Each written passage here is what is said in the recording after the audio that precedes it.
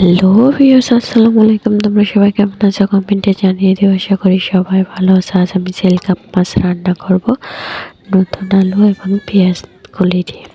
তো তার জন্য প্রথমে মাছগুলো আমি ধুয়ে ফ্রেশ করে লবণ হলুদ মাখিয়ে তেলে দিয়ে গরম তেলে ভেজে নিচ্ছি। এরপরেই তো পেঁয়াজ কলিগুলো আমি আমাদের পেঁয়াজ ক্ষেত থেকে এনেছি তুলে। তো তাজা তাজা পেঁয়াজ কলি আর নতুন আলু, বছরের প্রথম পেঁয়াজ কলি আর নতুন আলু দিয়ে এই তরকারিটা রান্না করব। তো তার জন্য প্রথমে মাছগুলো আমি কড়া করে লাল লাল করে ভেজে নেব।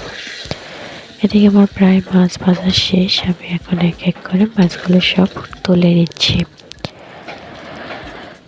তো ভিউয়ার্স, আমি মাছ তুলে নিলাম। এরপরে যে মাছের তেলে আমি পেঁয়াজ আর কাঁচামরিচ ছেঁড়া দিয়ে দিলাম।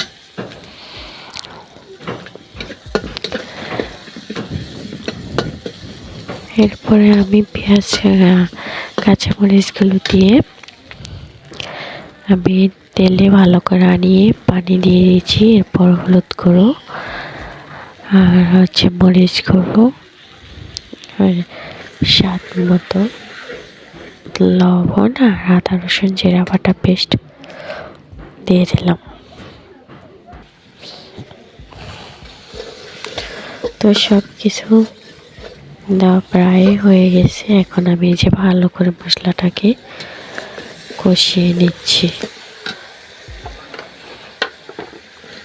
তো মশলা প্রায় কষানো হয়ে গেছে। এখন আমি এই যে পেঁয়াজ কলি আর আলু কুচিগুলো একসাথে দিয়ে দিলাম। এখন ভালো করে এটা আমি আরও কষিয়ে একবারে উনিয়ে নেব। তো তাজা তাজা শাক সবজি টাটকা যাই রান্না করো না কেন, মাটির চুলা খেতে কিন্তু অসাধারণ লাগে। আর আমি সব কিছু টাটকা টাটকা জিনিসে রান্না করতে ট্রাই করি, পছন্দ করে আর রান্না করিও।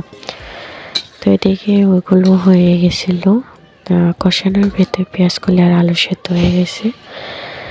বেশি জল দিইনি, অল্প ঝোল দিয়ে তরকারিটা আমি ফুটিয়ে নিচ্ছি ঝোলটাকে।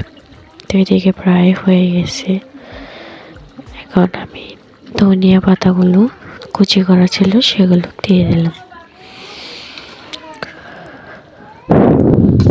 তো ধনিয়া পাতা কুচিগুলো দিয়ে ভালো করে একটু নেড়ে ছেড়ে দিচ্ছি যাতে ধনিয়া পাতাটাও ভালো মতো সেদ্ধ হয়ে যায়। আর ঝোলটাও প্রায় মাখা মাখা করে রাখবো, তাহলে খেতে খুব ভালো লাগবে। এই তো আমার তরকারি ফাইনাল লুক ভিউয়ার্স, তরকারিটা নামিয়ে নিয়েছি। তো ভিডিওটা ভালো লাগলে অবশ্যই চ্যানেলটিকে সাবস্ক্রাইব করে থাকবে।